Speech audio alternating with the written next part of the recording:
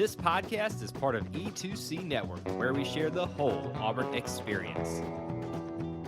Hi, this is reigning rider Taylor Zimmerman, and you're listening to War Horses, the only college equestrian podcast hosted by Auburn Elvis. Thank you very much. Hello, this is Auburn Elvis, and I wanted to start the show by thanking SMU's Taylor Zimmerman for that wonderful intro to get the show started. So now, let's talk about some college equestrian. Okay, we had week 16, the final week of the regular season. Most teams were finished, but not everyone, so let's take a few minutes and do some meet recap. The first meet to look at was Bridgewater at UT Martin. Now, this was a jumping seat only meet, and I'll tell you, when I looked at the matchups, the stats suggested that this was going to go heavily to UT Martin, but oh boy, it did not. The Skyhawks won fences 4-1, so you're thinking, okay, Auburn Elvis, this seems pretty much like what the stats said. But then on we went over to the flat, and Bridgewater just went off. They swept the whole darn thing 5-0. That made the final score 6-4 in favor of Bridgewater.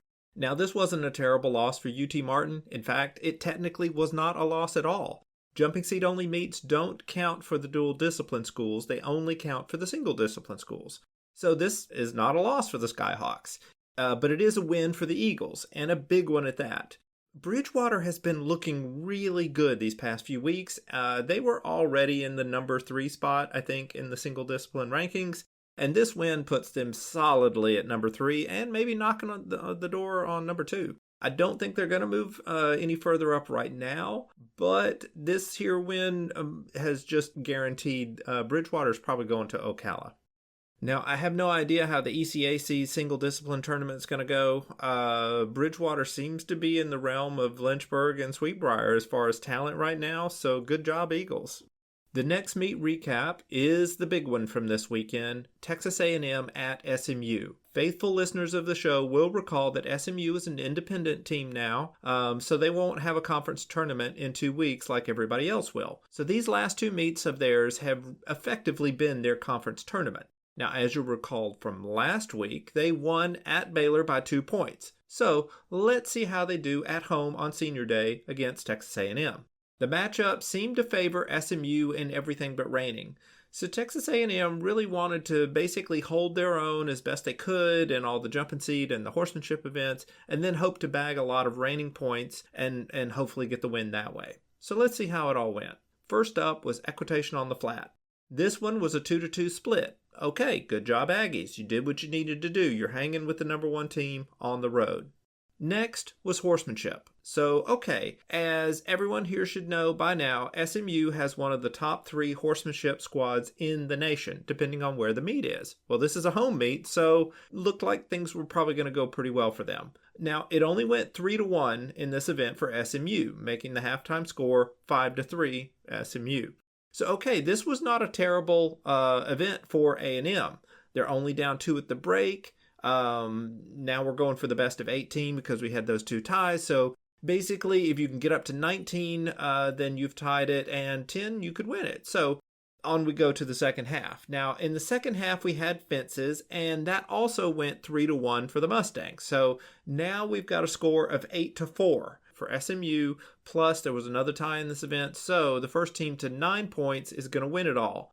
But reigning is SMU's worst event comparatively, and the matchups looked pretty good for the Aggies, so maybe they could get those 4 points, or 5 points even. Well, no, reigning went 3-2 for SMU, and that made the final score 11-6. This was a good win for SMU. Like we said, this is it for them for a month, and they're going to have to basically sit around and wait for everybody else to do their conference tournaments. I think the big question is whether the voters will keep them up at number 1, because if TCU or Auburn gets really hot and just tears through their conference tournaments, it, leaves it open to where the voters could move SMU down. So prepare yourselves. If you're a Mustang fan, you're basically going to be sitting on pins and needles for the next 2 weeks, wondering if you're going to, be on the same side of the bracket as Auburn or TCU. For the Aggies fans, in this meet, it wasn't terrible. You went on the road to the number 1 team in the nation, and you kept it sort of close. Road meets are tough, and from here on out, everything's going to be a neutral site for you, sort of. So not too bad. Now, after that meet, We had our final little dessert meet that we could savor before the regular season was officially over. And I'm not talking about that exhibition meet that UT Martin had against Miami of Ohio. The Skyhawks just put a whooping on them, and they won it 17-4, which is a really weird score because there were actually 6 rides in horsemanship, which kind of messed up the Western equivalency total and undervalued the jumping seat rides a little bit, but it wasn't official anyway, so it was all for funsies. So good job up there. But no, the actual meet that I'm referring to is a single discipline meet between Lynchburg and Oklahoma State. The Cowgirls started a few new riders, so on paper things look pretty good for Lynchburg going into this. These other girls, they've never ridden before, the Lynchburg girls have, so maybe they could get some points here. But no, once the ride started, it was pretty much all Oklahoma State. The Cowgirls won fences 5-0 and flat 4-0, making the final score for all you Alabama fans out there 9-0. So yeah, this was pretty much a beatdown, and while we did expect OSU to win, I think we kind of thought that Lynchburg would get a couple of points. They usually do in these kind of meets. We saw in that other single discipline only meet this weekend that a small school can do well and actually get a win against one of these dual discipline teams. But there still is kind of a really big gap between the large schools and those single discipline schools. Anyway, this was a shutout. It's probably not going to hurt Lynchburg's spot as the number 1 single discipline team because, it was against a good team at their place, and that's just how it goes sometimes. That has been all of our meet recaps. Now, at this point in the show, I would normally do some meet previews, but I'm probably going to wait until I find out how the Eastern College Athletic Conference is doing their tournament, and then I'll just do one big tournament preview show next week. So instead of previews, let's look at which teams are safely in the national championship tournament and which ones really need to build their resumes a little bit. Now the first team is SMU. The Mustangs can't do anything else because they don't have a conference to beat up on some other teams this year. So they're really hoping that Auburn and TCU loses so that SMU can stay number 1, and those two teams will likely end up on the other side of the bracket. We'll see how it all goes. Number 2 is Auburn. The Tigers are easily in the national championship, but they really want to win a record 5th straight SEC championship, and they are the favorites in that. Now, if they can pull it off, that actually might be enough to get them on up to number 1, since they did beat SMU this season. Now, the number 3 team is TCU. The Horned Frogs are also looking forward to their conference tournament. The Big 12 tournament is at Oklahoma State this year, but I think the horses that will be used, at least if they end up facing each other, would be from Fresno and Baylor. So the Frogs could get the win. We'll see. Now, number 4 and number 5 is some combination of Texas A&M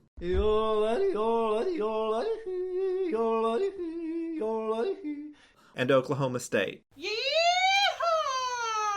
They are both right behind the two teams I just talked about, so either could improve their national strength with a good showing in their conference tournaments. But I kind of think Oklahoma State has the easier path because they're going to face Baylor, I believe. I haven't really looked into how the tiebreakers work on the standings, but I think they're going to face Baylor in the first round. Texas A&M has to face Georgia in the first round, which is a tougher team, and frankly, I would be actually a little bit worried if I were an Aggie. Georgia almost beat them in College Station last week, so at a neutral site, the Bulldogs could get that upset. Now, after those two teams, we have Georgia at number 6. Like we just said, the Bulldogs could get that first round upset in the SEC tournament, and they could even beat the winner of Auburn and South Carolina in the championship. But however things go, Georgia probably will not rise above number 4, and they probably won't fall lower than number 6. So this is kind of where they're going to be. Then below them, we have 3 teams vying for 2 spots in the national championships. South Carolina, Fresno State, and Baylor. And like I said last time, I think the selection committee will take whatever team gets a win between Baylor and Fresno State. Since they're in the same tournament, one of them has to get at least one win. And then that's going to leave South Carolina sort of in competition with whichever of those two teams does not get a win. Or if they both get a win, whichever one looks worse.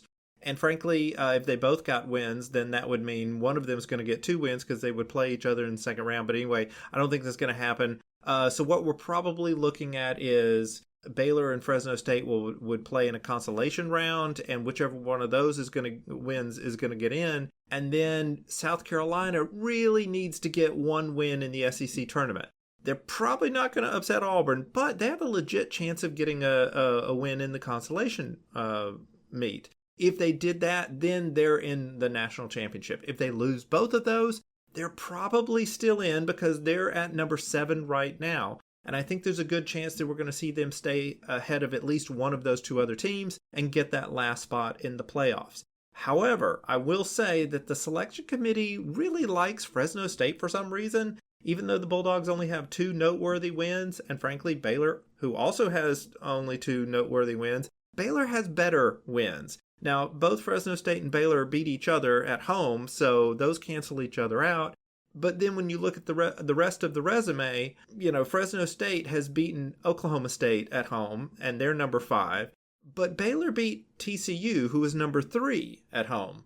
So that's more impressive. But for some reason, the voters have Fresno State higher than Baylor because they just rode against each other, and it was at Fresno, and Fresno got that win. Well, Baylor got the win against them in the fall. So anyway, it's possible that what's also going to end up happening is the selection committee is just going to tinker around with those final 3 or 4 spots to avoid having 2 teams from the same conference face off against each other in the first round of the national championship, because we've seen some suspicious seeding that conveniently avoided that sort of thing in the past years.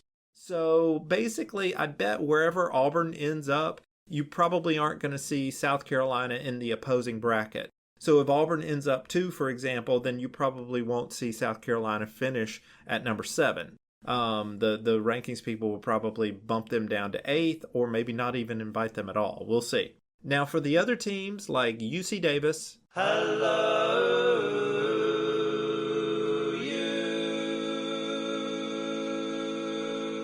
UT Martin, and Delaware State, well, your resumes aren't quite good enough. UC Davis has 1 marquee win over Auburn, and Delaware State has a win over Georgia. But to make it into the top 8 this year, you pretty much need 2 or even 3 marquee wins to get that high. And they had opportunities, but neither one of them could really pull off yet another upset that would really stand out. So I'm afraid you're no matter what happens in your conference tournament, these teams are not going to get in. Now, switching over to the single discipline teams, we've talked about it a little bit. I think Lynchburg will stay the number 1 seed. But the conference tournament could change things for the Hornets. They lost to Sweetbriar not too long ago, and Bridgewater is looking really tough right now. The Hornets are a safe bet to make it into the tournament, but they're really going to need to win that conference tournament if they want to stay number 1. Now, number 2 is Sweetbriar. The Vixens are in the same boat with Lynchburg. If they win the conference tournament, they'll probably be the number 1 seed. If they lose to Lynchburg, then they'll probably stay number 2. If they get upset by someone else and somebody else ends up winning the tournament, then who knows where the Vixens are going to end up being seated. But for right now, they're safe. They're going to make it into the national championship tournament. It's just we don't know where they're going to be seated. Number 3 is Bridgewater. The Eagles are red hot right now, and nobody wants to ride against them in the conference tournament. I think if they get 1 more win, they could move up in the rankings. If they win the conference tournament, then they might even jump up to number 1. Who knows? It's really crazy right now. But I will say that even if Bridgewater loses out, they're probably still in the national championship. Maybe. But don't lose out, Bridgewater. You wouldn't want to do that. That's not going to look great. And after them, we have Sewanee, Sacred Heart, and Dartmouth. Yeah, Sewanee looked really good early in the season, but it has been so long since they've ridden, who knows what they'll do in the postseason. Sacred Heart and Dartmouth, they could get into the tournament if they get a win or 2 in the postseason. It's really a wide open field at this point. We'll see how it all goes. So yeah, that's going to do it for this episode of War Horses. I will update you next week on the tournament previews, but for now, that's all for the regular season. So thank you very much for listening, and War Horses. Thank you for tuning in to today's episode on the E2C Network. On your way out, I want to remind you to stop by e2cnetwork.com. It's your one-stop shop for all our content across our podcast, YouTube channel, and much more. To stay up to date with us, make sure you're following social media accounts such as Facebook, Twitter, and Instagram. While our content here may always be Auburn sports heavy, if it's orange and blue, it's what we do. War Eagle.